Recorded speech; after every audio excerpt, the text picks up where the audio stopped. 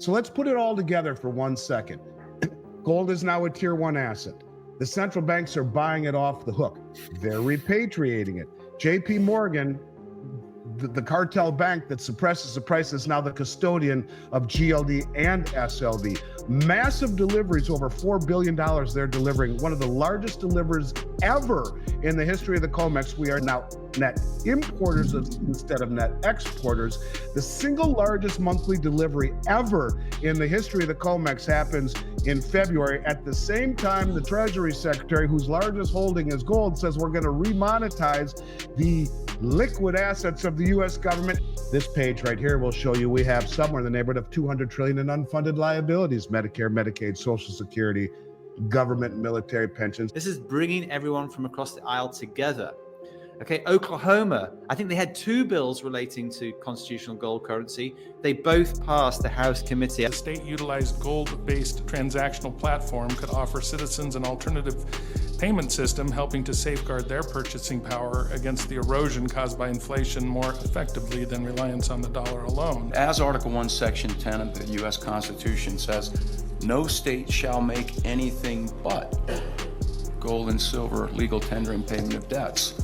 If you wanted to put yourself on the gold standard, there is a way to do it with the software that exists. I, in fact, own some gold that I can spend via an app on my phone. This is where we're going.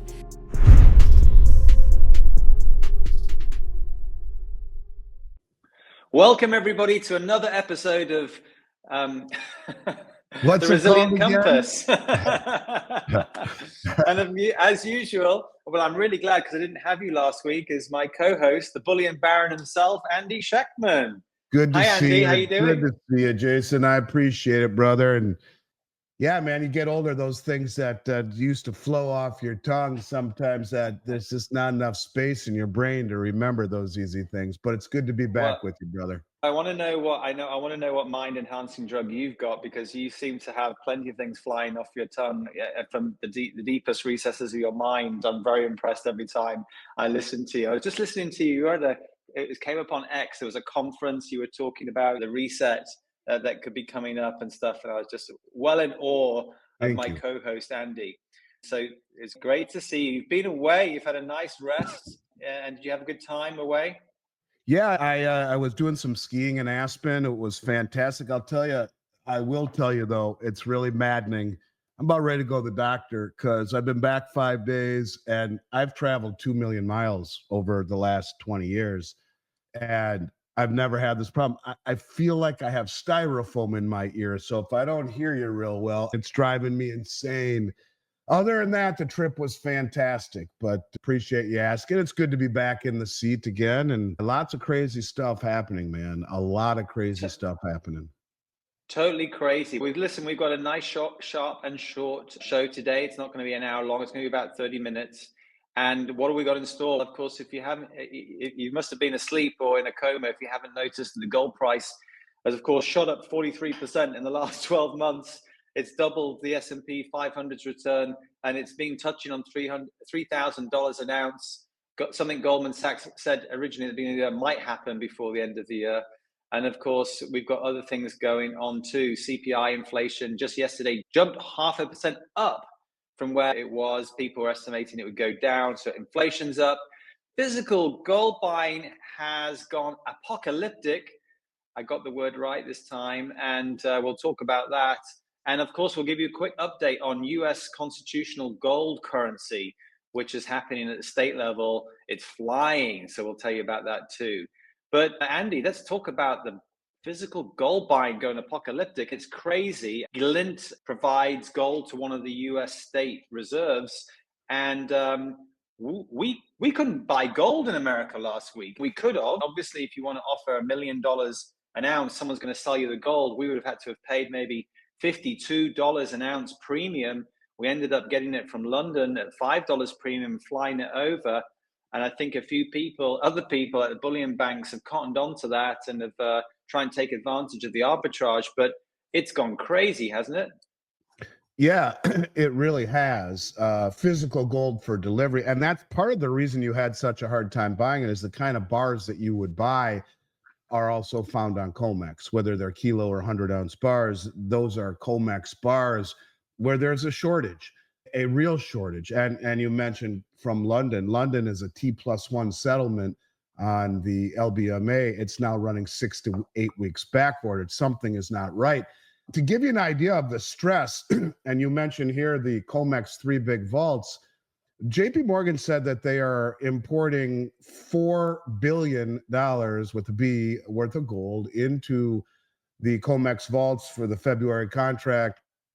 Blythe Masters, who used to run their trading desk, said JP Morgan doesn't buy it for themselves. It's always a customer. Who's got $4 billion? I want people to think about that for a moment. Could this actually maybe be the government? Could it be the ruse of the tariffs that are sucking all this money back? Trump has something bigger in store. Now, just give me a few minutes. Indulge me here. Are you enjoying the show? A quick reminder then to hit the subscribe button so you can be kept up to date about future episodes. Now, back to the show. It's one thing that Scott Bessent, the Treasury Secretary, said gold was his biggest holding. It's another thing when he just says he wants to remonetize the liquid, not just the asset side, but the liquid asset side of the U.S. balance sheet. If you look at the U.S. balance sheet, it's a complete and utter disgrace. About $5 trillion, 40% of that is student debt, about $1.45 trillion. It represents the largest asset the U.S. government holds. And yes, they do consider it an asset and a receivable, and you can't even bankrupt yourself out of it anymore due to the law changes. Not going to monetize that. Number two is military. Not going to monetize the airplanes and the bases and the bullets. Number three is real estate. I guess you could, but it's not too liquid in the respect that it would take time to build on it and do these things. But what about gold? What did Judy Shelton tell us? She wants to peg treasuries to the price of gold and to make them redeemable in gold and to issue stable coins off the price of gold. How about JP Morgan? They're the custodian of the world's largest silver trust. We know that. This is the same group that paid a $920 million fine for manipulating the silver and gold market, and they're still allowed to control the world's largest silver trust. And guess what? Now they just took over for the custodianship of GLD. So you have the ultimate fox in the henhouse holding and custodying the world's largest silver trust and one of the largest gold trusts in the world. And do you know that since November, since the election, the United States has become a net importer instead of a net exporter of gold, which is a very unusual thing. My entire career, they were net exporters. Since November, 12.5 million ounces of gold and over 45 million ounces of silver somehow have moved from London to U.S. vaults. There's such a demand for gold. That's why you couldn't buy the good delivery bars to put into this trade you were working on. And it's interesting. Check this out. For the February delivery, February contract, a record 59,296 contracts stood for delivery on the February gold contract. That surpasses by a long shot, by a massive amount. The largest previous monthly delivery was 47,132 contracts. That's 12,146 contracts greater than the greatest delivery ever in the history of the COMEX market. That's 5,929,600 ounces stood for delivery on COMEX in the month of February for the contract. These are numbers we never see. So let's put it all together for 1 second. Gold is now a tier 1 asset. The central banks are buying it off the hook. They're repatriating it. JP Morgan, the cartel bank that suppresses the price, is now the custodian of GLD and SLV. Massive deliveries, over $4 billion they're delivering. One of the largest deliveries ever in the history of the COMEX. We are now net importers instead of net exporters.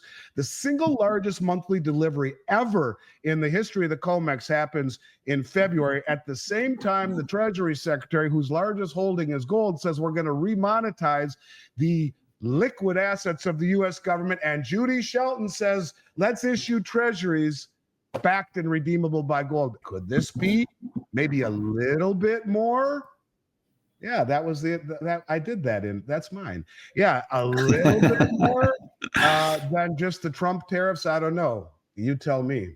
And I think this is what I'm getting at. Now, I'm not saying they're going to remonetize it to 142,000, but every $4,000 increase in the price of gold gives the Treasury general account free and clear $1 trillion. And Trump, all he would need to do is to tell Jerome Powell to revalue gold. Doesn't even need congressional approval. And where is gold held on every central bank balance sheet? You can't make it up. The gold revaluation account. That is the name of it.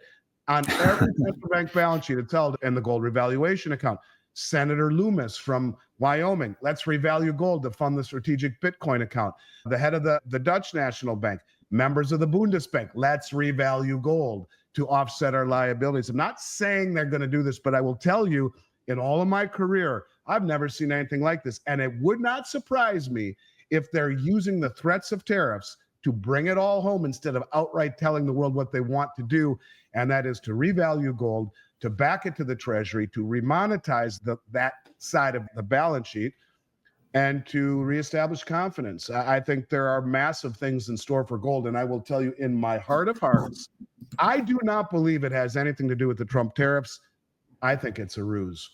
What did they say? If it looks like a duck and quacks like a duck, it probably is a duck. Yeah. Wow.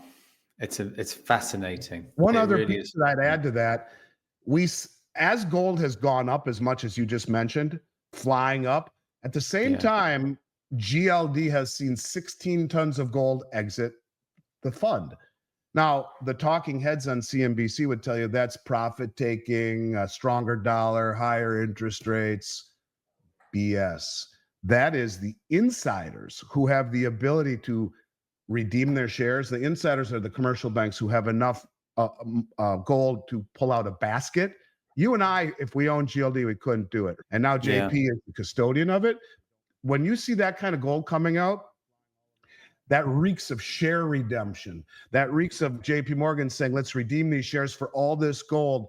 Let's cash it out before the potential exposure of this scheme is identified. It's the governments, the central banks, the wealthy elites. They're moving physical gold out of the ETFs and consolidating control physically before maybe a reset, a revaluation. I don't know, but I will tell you in my heart, and maybe it's not wise to say these things, to go out on a limb, but that's my MO. I did it with BRICS 4 years ago when no one was talking about it. And I don't hear anyone talking about this, but in my mind, they are attempting to siphon all of the gold back home. They know what the previous administration was doing. They know that we played right into the hands of the BRICS nations who are using the metal suppression to accumulate the physicals. Now we're doing it and we're taking possession of it, maybe before they revalue it, would be my thought, because there's no way you can issue gold-backed treasuries unless you have enough gold to do it. We haven't audited Fort Knox since 1956. One has to wonder, is all that gold there? Maybe this is a preemptive way to restock the shelves before they move to a system that has lost all confidence globally to one that would inspire it, a marriage of blockchain and gold. You hear Elon saying, let's put all of the government spending on a blockchain. How about all the government gold? How about the stable coins attached to it? All of the things that they would want to do, the pieces are all coming together. Yeah, and this is in a situation where obviously where interest rates high, where you've got a situation where the stock market is an all-time high bubble. These are all conditions that where gold normally goes down. This never happens. You've also got a situation, as you said, with the BRICS nations that they've all been accumulating gold. Even if you were to look at China's official central bank gold purchase stats, and we all know that they're buying gold without reporting it. But even if you look at their official stats, they started buying gold again for the last 3 months. So exactly the same time that Trump gets in and this all starts happening, you've got a double whammy. You've got everybody effectively wants the gold. Everybody in America wants the gold. You can't get hold of it unless you're willing to pay a really high price. And that's what also presumably is driving the spot price up more and more. These premiums move into the real-time price. I agree with that completely, Jason. The PBOC reported 600 tons accumulated in 2024. There are articles saying that they've been buying 10 times as much as they report. If the People's Liberation Army, the PLA, buys it, they don't report it. We've talked about how they've been flying all around Latin America buying the doré and concentrate right from the miners, which are crudely refined bars and a sludge byproduct, sending it home and refining it. That's disintermediated from the marketplace completely and totally. None of that's reported to the IMF, or when they buy it through the PLA, or if they buy it and it's under 995 pure, they're not reporting it. And at the same time, as you mentioned about all the gold they're buying and this and that, they just opened up something called the National Financial Regulatory Administration. The NFRA launched a pilot program allowing insurance funds to invest in gold. China's $4.3 trillion insurance industry could unlock 43 billion in gold investments. And so they're telling the insurance companies, maybe having all your money in treasuries and these kinds of things isn't the best idea. Let's put it into gold as well. You're right. We're seeing a massive rush to gold. But listen, you hear the financial media here talking about gold, I don't hear a damn word about it. So it's a contrarian indicator, to say the least. A massive scramble for gold repatriation, a settlement of T+8 weeks instead of T+1 day like it's supposed to be, ETFs controlled by the cartel criminal banks, all of these things, massive deliveries, the biggest ever, 4 billion from JP. Who's got 4 billion? It's a customer. Who's the customer? It just all reeks of something bigger than what the media is telling us. Listen, let's keep moving because we've got a few things to talk about and we're running out of time. But the next thing, of course, is inflation. Up 0.5% to 3% in January. Eggs, groceries, they're all going up. The food prices are going up. This isn't what the Fed were hoping for, was it? No, and it's the fastest pace in a year and a half when we were in the midst of high inflation. And it's to be expected. Inflation's not going anywhere. And I think inflation will only get more difficult. The United States has by 2028, just a few years from now, I believe it's 2028. Let me just make sure on that. I'm pretty sure it is. By 2028, we have 28 trillion in U.S. government bonds that will mature by 2028. That doesn't take into account the 1 to 2 trillion that we're issuing every single year. That's just what is maturing, not to mention what the continuation of deficit spending. The amount of money creation just to fund our indebtedness is extraordinary, and inflation will continue to heat up. And they've lowered rates when they never dealt with inflation. They were 65% away from their target of 2% when they pivoted and lowered rates. That's why you see Powell come out. We're not in a hurry to lower rates any longer, but they will continue to play the game that will only exacerbate and accelerate inflation. And if they do revalue gold, which it seems like you're gonna see the dollar fall and gold go up. So it falls in relation to gold. That's what Trump wants. And it'll be very inflationary. My guess is that they have chosen inflation as a path of least resistance rather than outright default. And when you take into account just the $36 trillion debt, that's bad enough. This page right here will show you we have somewhere in the neighborhood of 200 trillion in unfunded liabilities: Medicare, Medicaid, Social Security, government, and military pensions. And when you see these numbers moving as fast as they are, that $36 trillion debt, trillion seconds ago, as I often say, is 31,688 years ago. The numbers are too big. Inflation is the path that they will choose until it blows up the whole system. So yes, this doesn't surprise me at all. And it's a lie at that. They say it's over 3%. John Williams of Shadow Stats will tell you add an 8 to that. It's over 11% based upon the pre-1980 metrics before they changed it to address and fit their inflationary agenda. And of course, we know in that time that inflation went up 3%, probably 6 or 7% between January last year and this year. Gold, of course, has gone up about 33%. It's doing its job. You know, if people had bought gold back in January last year, they wouldn't be suffering from the 3 to 6 or 7% inflation, would they? They'd be, in fact, ahead of the curve. So that's why you said your theory. You always talk about the Cantillon effect. That's why the wealthy don't give a shit, because the wealthy buy assets that appreciate in an inflationary environment. So their assets go up so much in comparison to the cost of living. They don't care. They don't bitch about it. They don't say anything about it because they've been enriched by the system with the Cantillon effect. It's the have-nots versus the have-yachts. Yes, and the have-nots have a hard time just sustaining, putting food on the table, gas in the car, and insurance and tuition and all the things that haven't really done anything but go higher, it becomes much more difficult. I completely and totally agree with you. And it's setting up for a massive widening between the haves and the have-nots and the have-yachts, as you And said. this is a wonderful pivot. We're talking about here the wealth gap. Egg prices were up 15%, Andy, 15%. And so, of course, that does not affect the guy with the yacht, but it affects a lot of people in America. It affects a huge amount, 0.01%, I think, or more than the bottom 50%.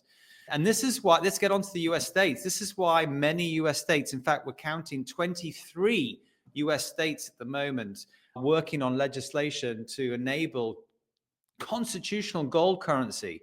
This is the ability to use gold as money, as you would the dollar. And this is because, of course, they're worried about their nearly $37 trillion of debt.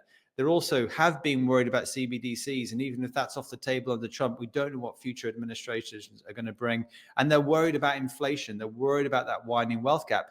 And Andy, it's why that transactionalgold.com, you should always go to it, by the way, transactionalgold.com. It's a little bit out of date. I'll tell you what's going on in a minute. But this is why these states, the bills are getting unanimous and they're getting bipartisan support. Some of the bills have bipartisan sponsors. So let me just tell you a little bit about what's going on at the moment. This week alone, we've had, I'll mention them briefly, and then we can actually watch some of the videos. But first of all, the Utah bill passed the House committee with a bipartisan unanimous vote. That never happens. I don't think it's ever happened. Okay. This is bringing everyone from across the aisle together.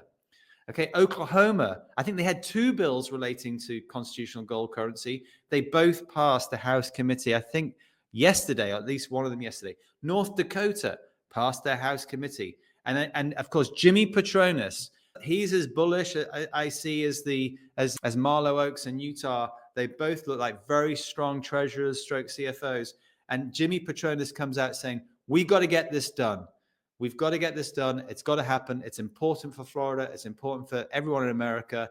And we need to get transactional gold going. So what are we talking about? In case you haven't been watching our videos before, the US, in fact, I'm not going to say any more.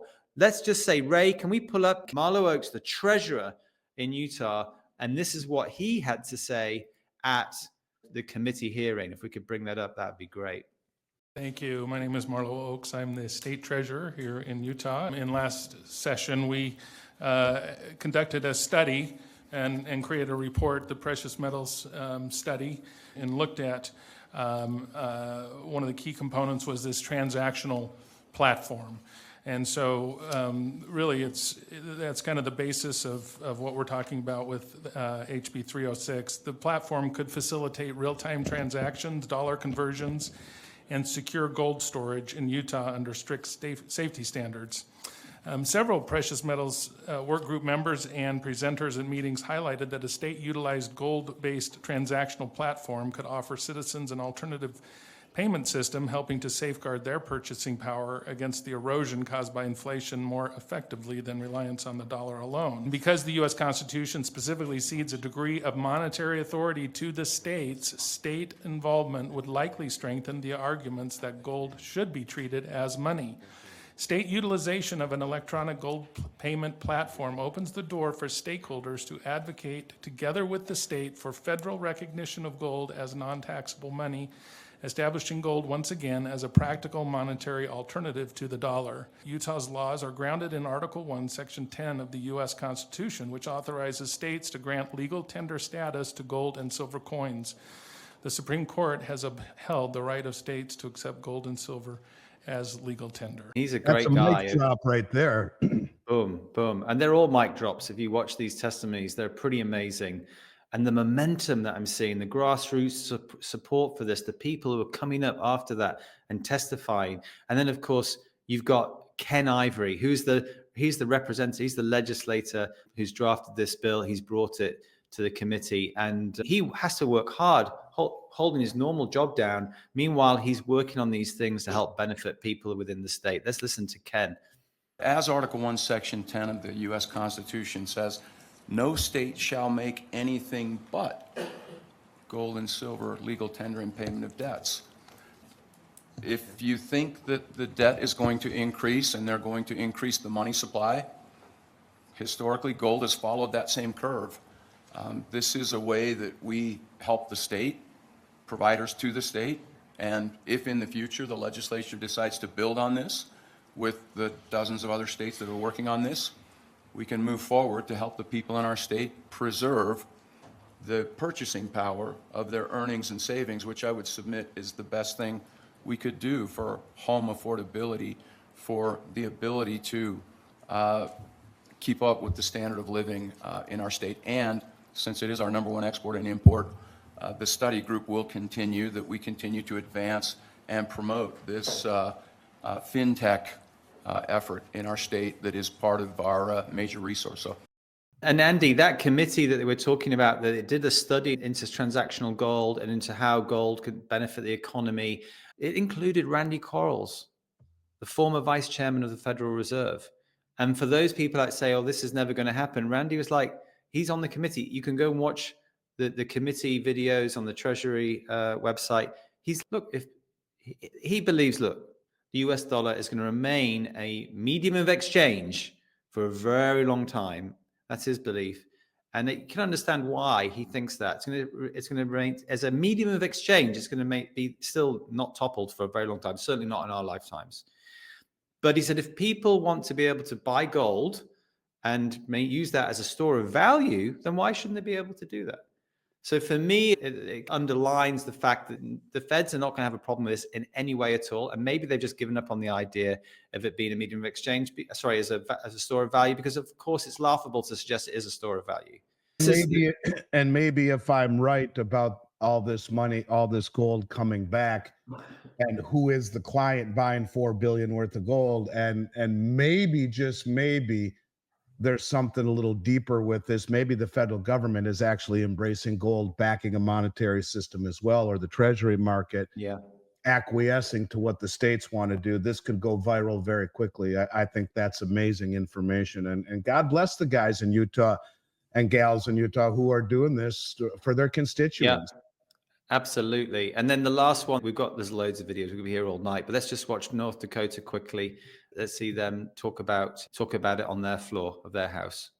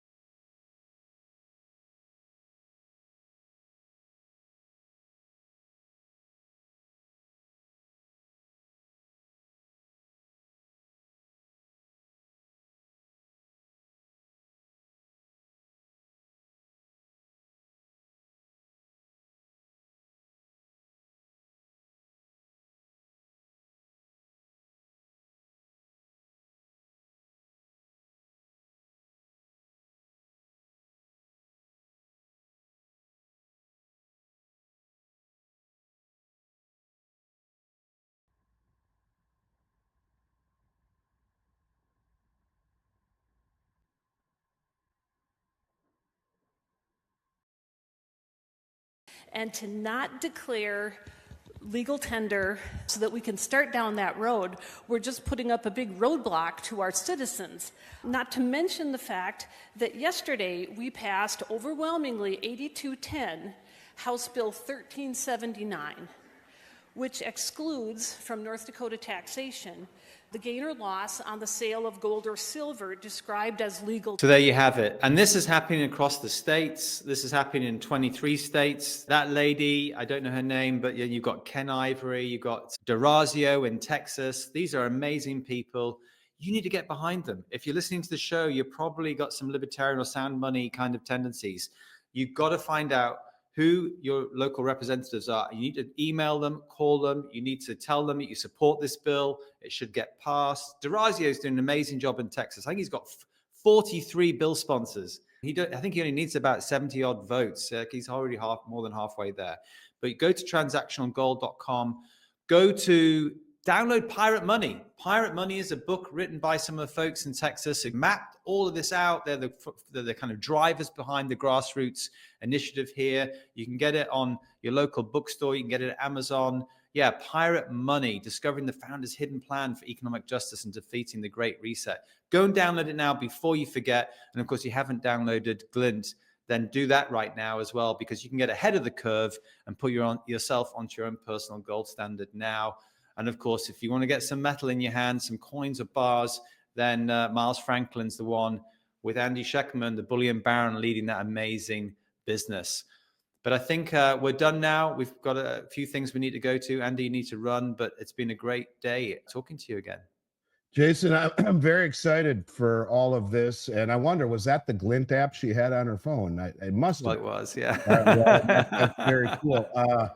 It's exciting. It really is. It's very exciting. And I've been doing this for 35 years. And if I were completely honest, I would have thought we would make it to a point where states were accepting gold and silver as money. And God bless you for doing what you can for this country, not only for your business, but for this country, because you're a large part of the reason why states like Utah have advanced to the level that they have in talking about this. That's exciting. And it's always great to be with you, my friend. I think it's going to be a very exciting year.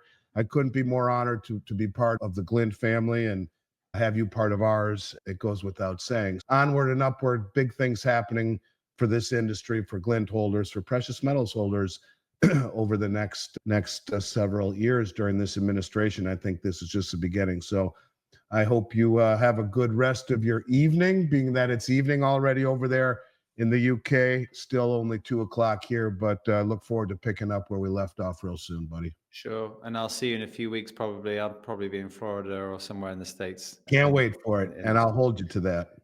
Take care. See you later, everybody.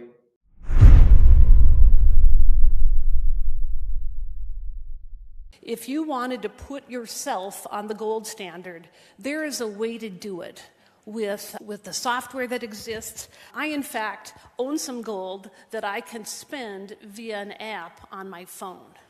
This is where we're going. Thank you, Mr. Speaker, members of the Assembly. I strongly urge you to support this bill. What it really does is simply call gold and silver legal tender. Our Constitution, Article 1, Section 10, says that states can call gold and silver legal tender. Currently, there's about 20 states that are working on legislation that not only calls it legal tender, but are working on ways to make it functional. It's where we're going. When I first looked at this a year ago, what really brought me in was when you look at our national debt, when you look at the things that are going on,